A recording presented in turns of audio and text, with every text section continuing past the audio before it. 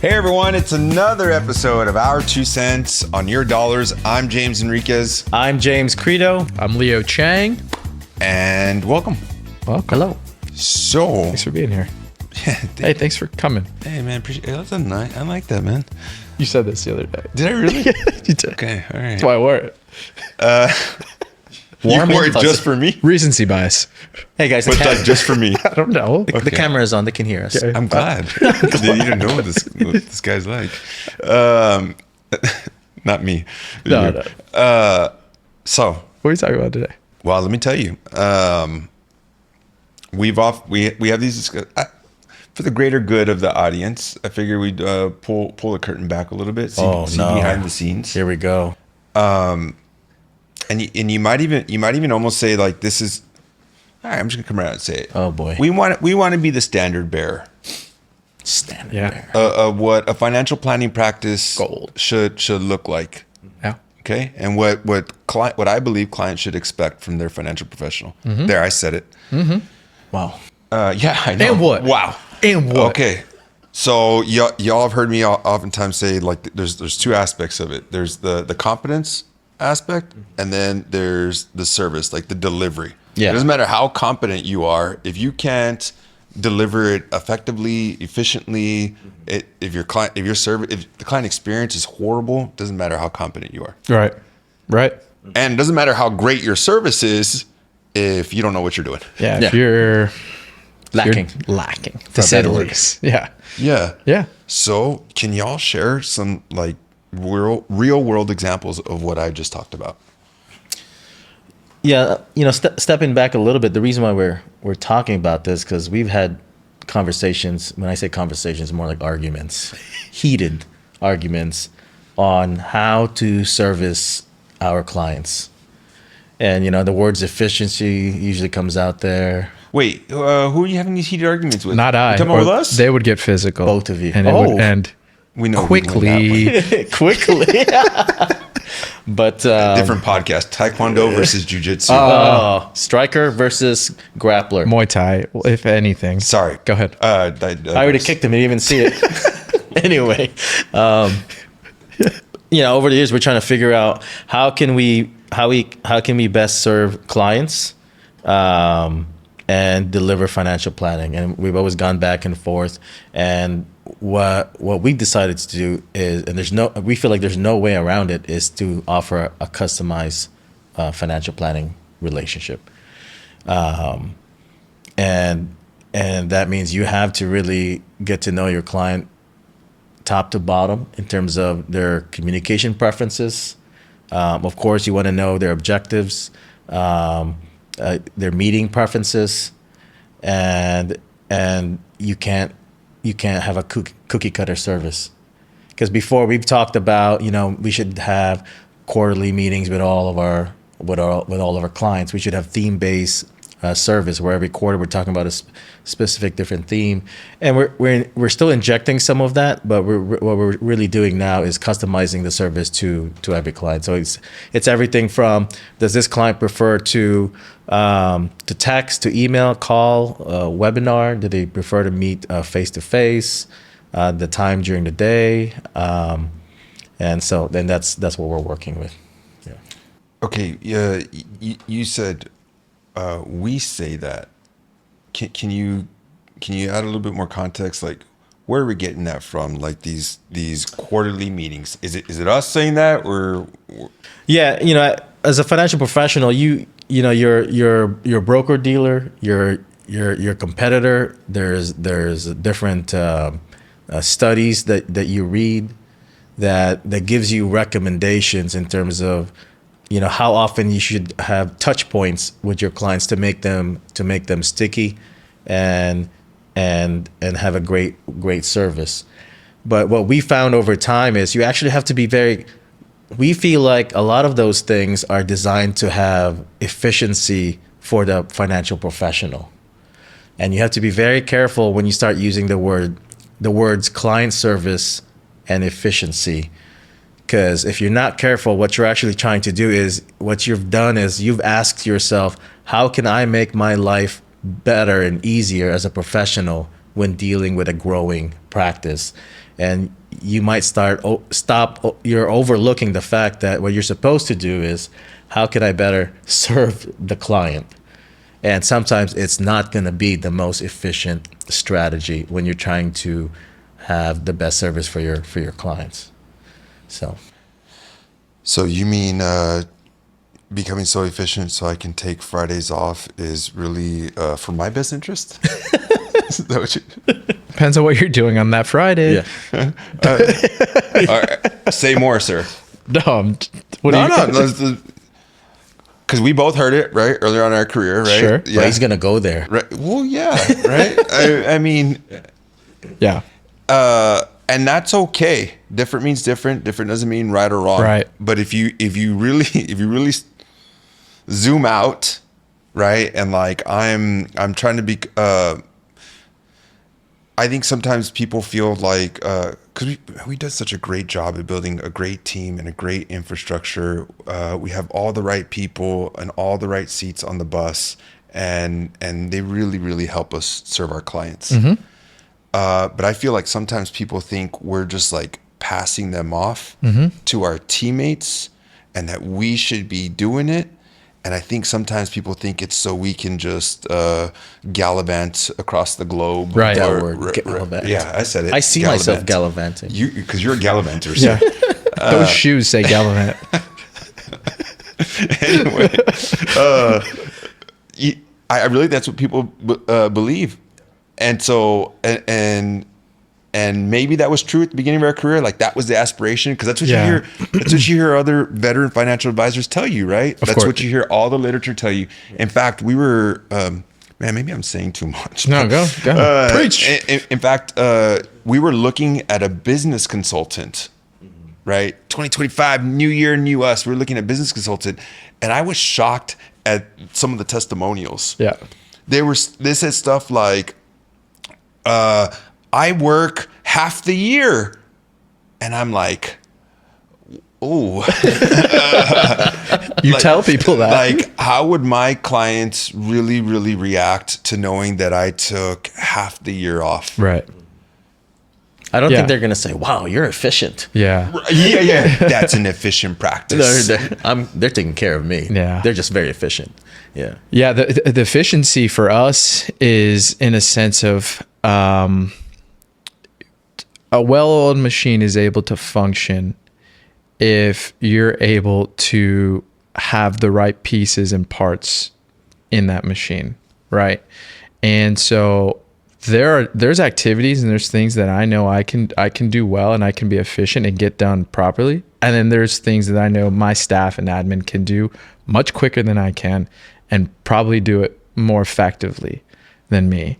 And I think understanding that we're going to delegate those things with the staff we've structured and put together, knowing that their capabilities and what they're doing has the client's best interest in mind, no matter what the circumstance.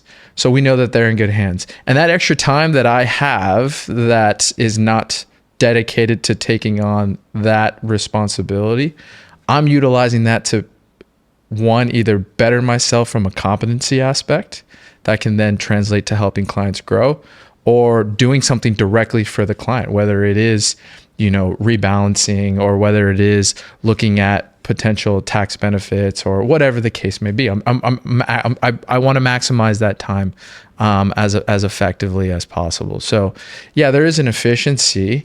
And I think we've gotten to a point where we understand the importance of delegating. We've come up on capacity issues throughout our career, and being at a point where we are able to trust our staff and trust the people we work with to help and take on some of those responsibilities and do it better than us, honestly, in a lot of circumstances, and then be able to effectively utilize that time that we get back is super important. It's super important. Yeah, I mean, to your point, I've actually haven't had to have this conversation too often, but I've had to say a couple times I've had to say this, but it's like, okay, I can do your paperwork, might take a little bit longer than one of my teammates doing it, because quite honestly, I might have to figure it out. It's been so long. And would you really rather me be spending time doing paperwork or researching investments and how to reduce your tax burden? Right. I mean, like honestly. Yeah. You know what I mean? Yeah. It's tough for some financial professionals to get there, because a lot of us started in the industry. You're doing everything.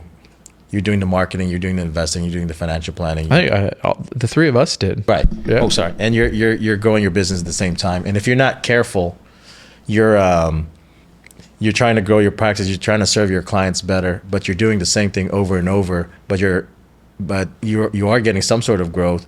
And before you know it, you've done a great job of doing paperwork, and you feel good doing it because you were the one doing it for your clients, but you might not be as now you're missing out on designations, learning new things, new strategies.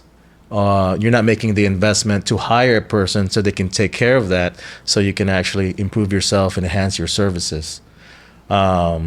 Certainly for me in the beginning, I was that type of practitioner where I loved doing everything for the client. I felt like I was really being a good advisor by doing everything and not delegating. So you have to be careful, because you get stuck in that trap, and you're gonna be wondering why you're not growing as a practitioner. Your business is not growing, and you're gonna be in that hamster wheel for a long time. So I don't want to gloss over the huge admission I just heard. Yeah. I knew. I'm sorry. I knew you wanted to He go was opening somewhere. up. No, he was opening see up. his That eyes? was that. I did. You should have seen my face. You should have seen you it. really? Oh yeah. Yeah, it was the can't wait to watch happiest I've this seen back. it. Go on, James. Okay, hold on. What else? Open Okay, up. hold on. Do you think, is it possible that the way you used to do that, you're reformed, right? Sure. You're reformed. You've Rebirthed. Is it possible that you had to reform because of client expectations / service inflation? Like, in other words, I believe people. Well, there's been plenty written about service inflation, which is like it's in the same context of fee compression, right? So fees haven't really come down, or they kind of leveled off. But what's happening is advisors are starting to have to serve the client deeper and greater. Yeah, expectations have increased. Right, expectations have increased. Like no more is it like, you can buy me that mutual fund. Okay, I can do that That's online. cute. What else can you do for me? Yeah. I want more. I want more. Yeah. So maybe at the beginning of your career, did you have more time to? Could you afford to be inefficient and do paperwork? Yeah, like you don't have as many clients, and you're spending a lot of time with your clients and do paperwork. And then over time, as your practice grows, you're having less and less time. You're having capacity issues. You're not studying as much. You're not looking at new things as much, and you start to fall behind real quick. And if you care about those things, you make changes. So, and what helps, at least for me, is we have a team practice. And so I can see y'all's weaknesses right away, and I don't want those weaknesses. Hard to find. Yeah. Hard to You'd have to dig really, really Deep. far. Deep. Keep digging. It's interesting because the environment that we both started in, we had certain requirements and standards to continue to get a paycheck. And so mindset for me early on was, I have to figure out a way to be as efficient as possible with that stuff so that I can go out and meet more people as soon as possible. And so I think for me early on, and I never really had that mindset where like, I really want to feel like I'm involved in the whole entire process, the whole entire cycle of bringing somebody on, walking them through everything, doing all the paperwork, because I was like, I have to go meet another person because I have to bring in so many assets. I have to do so much to be able to continue to work, to be employed. So I think that thought process kind of left early. The whole thing for me was I'm trying to get to a point where I can bring somebody in as quick as possible to be able to do all that stuff. And still be able to service at a high level, still be able to provide those things and be effective at the same time. But from day one, I think one of the things that we all do so well is develop this level of trust with our clients. Really, truly develop this level of trust. And that comes with two things for me: transparency and continuing to be transparent. We've done a podcast on fees. We've done a podcast on our process. We've done a podcast on financial planning. And the level of transparency that we have and continue to provide for clients, I think, is a big reason why we get the trust that we get.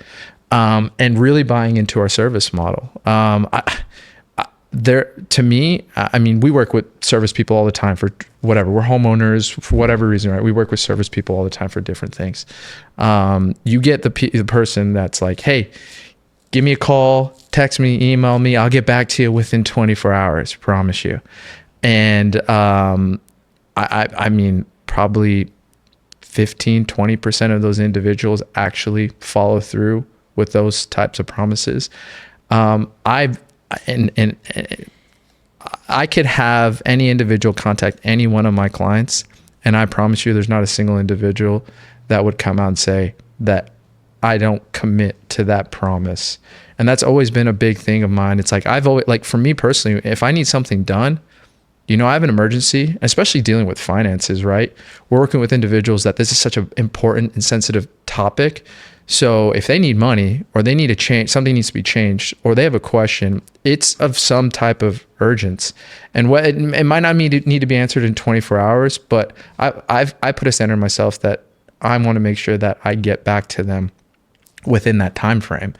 And I think what it's done, it's conditioned them too, because they work with other service professionals and things like that. And I think they have an expectation that that's what it's going to be. And a lot of times it's not. Yeah. Enrique just mentioned service economy. Yes. You know, when you really think about all the things that you would pay a premium on, you're expecting something better than just traditional service. Right. And we're dealing with, I always like to, tell myself, we're dealing with clients that have reach a level of success, and they have a tendency they can afford to buy things and experience other services that are at a premium. So what do they expect from the guys managing their money? Mm-hmm. And so we would go back and forth on this, and it means you can't have a cookie cutter service where you go, everyone's going to have 4 meetings per year. Right. You're going to have proactive service, and it might be on a day that you're not feeling well, and you're still going to have to take care of this client. Sorry. Suck it up. And this client, instead of 4 meetings, you're going to have way more than that. So for the practitioners that are listening, I think you have to kind of be honest with yourself. Because when we go in conferences, everyone there says yes to, I want my practice to grow and I want to provide stellar service. But no one is really that comfortable to put in the work to provide that kind of level of service and the flexibility. And I think you need the right people and the right team so that because you don't know everything. But when you have the right team and you're moving towards the same direction, it makes it a little bit easier. So, yeah, you know what I've always thought was funny is we always talk about, our industry talks about relationships. yes. Mm-hmm. And I just think it's so cliche, and I don't think most practitioners actually treat it like a real relationship. If you're saying you're on a quarterly contact frequency, does that sound like a relationship to you? Do you tell your mom, hey mom, I'm gonna put you on a quarterly contact frequency? No. I'm gonna why are you coughing, sir? Oh, no kidding. You know what I'm saying? Yeah, like that, yeah. You're doing it as needed. Yeah. It's surface Yeah. level. Right. It is surface level. It's surface level. Yeah. And so but James, everybody says that. Yeah. all practitioners say we're going to give you white glove service. We're going to Yeah. Can you give me examples of what you mean and why you believe you are different? Yeah. First, at the basic level, as a philosophy, we still do have service meetings on our calendars, but our thought process is those are more of a fail safe. Our goal is to be proactive with the client, meaning through the year and years, we've already taken care a lot of their questions and concern and things they need to do to reach their objective. By the time it's time for them to meet, it's more of an optional thing where our staff will ask them, hey, I know you and James have already worked on this, this, and this, but you are due for a meeting. Do you still want to come in? Or you're good. Where some practices, some practitioners, they do everything at the meeting. And for us, we're not perfect. What we're trying to do is by the time the meeting gets there, it's more of, hey, how you doing? Anything else we can take care of, or because we've already taken care of it. Whether it's from reviewing their tax returns and implementing those strategies, looking at their employer benefits. Generally speaking, we're trying our very best to take care of those things before a service meeting, because what we found is that some practices is even in their service meeting, there's nothing going on, because you're just checking off the box. Where I've met with a client 4 times this year, but when you dig deep, what have you actually done? You've just had conversations. You haven't done anything for the client. So yeah, so that's the hey, we're awesome at service and awesome relationally, but competence wise, and are we getting you close to your goal? Yes. Is that kind of what you? Yep. Yeah, like every little thing, if you have a business owner, have you reviewed their buy-sell agreement? Do you need to wait for a service meeting to do that? Yeah, one of the things that I try to do is I'm trying to think of things that they're not thinking about. That's one of the things for me constantly throughout the year is like, okay, what are the things that the client isn't thinking about that is going to be extremely important for them? And I'm trying to think about those things proactively, right? So that when it does come down to that service time frame, it's like you're not bringing it up. Well, yeah, this is our annual review. Now you're telling me, and it's like, no, I want to be able to be proactive enough where I can bring up those topics and bring up those events that allows them to focus and take care of those things throughout the year instead of just that once a quarter, once every 6 months type of thing. Yeah, and you have to be nimble too, because even when you identify a specific strategy for that client, like I mentioned buy-sell agreement, because I think both of you have actually identified buy-sell agreements where it wasn't funded.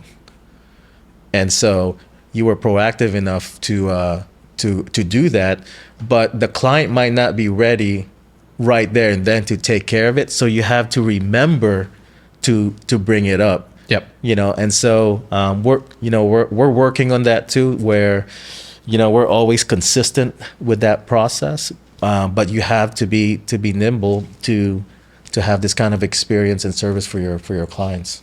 Yeah, I would like to share a concrete example. Yeah. Yeah.